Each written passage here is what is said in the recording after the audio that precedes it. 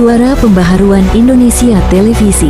Program andalan pasangan Presiden dan Wakil Presiden terpilih Prabowo, Gibran yaitu makan bergizi gratis sampai 100 hari kerja Presiden Prabowo masih tetap menjadi isu penting di lingkungan pemerintahan Presiden Prabowo maupun bahan ulasan media-media ternama di negeri ini dari berbagai perspektif.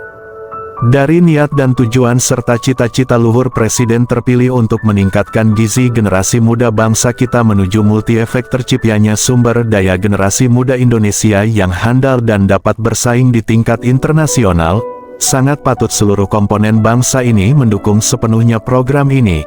Tetapi tujuan yang ingin dicapai jika dikaji dengan tantangan dan hambatan yang sangat berpotensi akan dihadapi. Alangkah baiknya kami meminta Presiden Prabowo dan jajarannya mengkaji ulang pelaksanaan program ini. Hal ini karena dari hasil investigasi Suara Pembaharuan Indonesia menemukan multidimensi permasalahan dari percontohan makan bergizi gratis di Kabupaten Bogor maupun dan beberapa titik di ibu kota Jakarta yang sudah melakukan percontohan makan bergizi gratis. Dengan sengaja Suara Pembaharuan Indonesia tidak menuliskan secara detail sekolah mana yang kami datangi atau nama guru yang kami wawancarai untuk menjaga kerahasiaan sumber berita, tetapi data yang kami ungkapkan adalah fakta-fakta segudang permasalahan yang telah dialami dengan pemberlakuan makan bergizi gratis ini. Suara Pembaharuan Indonesia adalah media independen, tidak memiliki kepentingan politik dengan siapapun, sehingga apa yang kami kemukakan adalah fakta-fakta untuk menjadi pertimbangan bagi pemerintah. Beberapa minggu yang lalu kita mengikuti kunjungan Presiden Prabowo untuk meninjau program makan siang gratis yang dilakukan salah satu SD di Kabupaten Bogor. Apa yang diliput oleh media-media adalah bagian dari kesempurnaan berita rutin ciri khas liputan kunjungan Presiden, sehingga nyaris tidak ada sepenggal kalimat yang melukiskan betapa program makan bergizi gratis ini harus benar-benar dipertimbangkan lagi oleh pemerintah. Liputan kunjungan Presiden Prabowo untuk melihat secara langsung program makan bergizi gratis sudah pastinya didahului oleh protokoler istana, menciptakan satu kondisi seakan-akan semuanya begitu sempurna di hadapan Presiden, padahal di era keterbukaan ini harusnya ada berita aktual disertai fakta-fakta nyata kondisi sebenarnya program makan siang gratis ini serta sejumlah permasalahan yang harus diketahui oleh pemerintah. Fakta-fakta itu tentu dapat menjadi masukan bagi pemerintah untuk memperbaharui sistem atau mendesain program baru dengan tujuan yang sama sebelum masalah semakin parah. Inilah fakta yang sebenarnya yang dihadapi oleh guru-guru pada saat program makan bergizi gratis dilakukan. Ke-1, keluhan guru di sekolah. Beberapa jam setelah Presiden Prabowo meninggalkan sekolah percontohan makan bergizi gratis, Suara Pembaharuan Indonesia mewawancara beberapa guru. Ibu Eni nama samaran menjelaskan program ini bagus tujuannya, tapi kami guru-guru menjadi dilema hal ini karena waktu pengaturan waktu belajar dan waktu makan serta kepastian pengiriman itu harus benar-benar ditata. Kalau tidak, yang terjadi ketika jam makan sudah tiba makanan belum datang dan pas makanan datang sudah masuk waktu belajar, ini sedikit sulit apalagi jumlah murid tidak sedikit.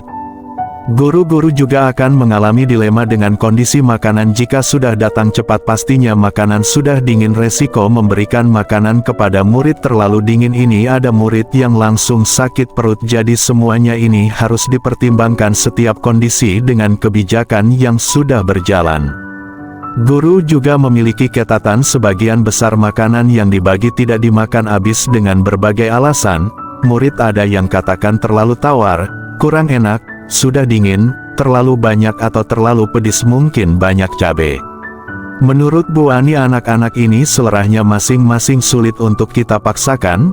Ada murid yang tidak suka ikan, ada yang sukanya telur saja, ada murid yang tidak makan daging, lain selera mereka. Kalau sudah begini guru tak bisa paksakan mereka makan. Solusinya, bila ada makan yang tidak cocok, kami guru minta mereka bungkus bawa pulang ke rumah, dan itu jumlahnya banyak. Inilah fakta-fakta yang dialami oleh guru-guru. Jika kita kaji, memang inilah satu kenyataan sebenarnya bahwa kita tidak dapat memaksakan selera atau rasa makanan keinginan kita dengan makanan yang diinginkan seorang anak. Bangsa ini belum memiliki satu sistem atau teknologi untuk menjamin higienis dan jaminan kesehatan anak-anak kita memakan makanan hangat dengan jaminan kesehatan untuk mereka. Fakta yang dikemukakan Bu Ani adalah sama dengan peristiwa keracunan makanan yang terjadi di sebuah sekolah beberapa waktu lalu. Mungkin pilihan makanan dan memasaknya sudah standar, bagaimana distribusi makanan ini kembali sarana dan prasarana yang kita miliki belum mampu untuk memberikan jaminan makanan bergizi dan sehat bagi generasi muda kita. Belum lagi keluhan para guru proyek ini telah mengganggu waktu belajar mengajar di sekolah. Kepastian distribusi makanan belum terjamin. Anak sudah tunggu makanan belum datang, pas masuk waktu belajar lagi baru datang makanan. Artinya untuk mengantisipasi ini sangat efektif ketika semua makan diproses di sekitar lingkungan sekolah atau hidupkan kantin sekolah sebagai pelaksana makan bergizi gratis. Ini akan memudah koordinasi antara guru dan pelaksana kantin. Pemerintah pun harus memikirkan bagaimana harus ada standarisasi bumbu masak supaya serasi dan sama rasanya.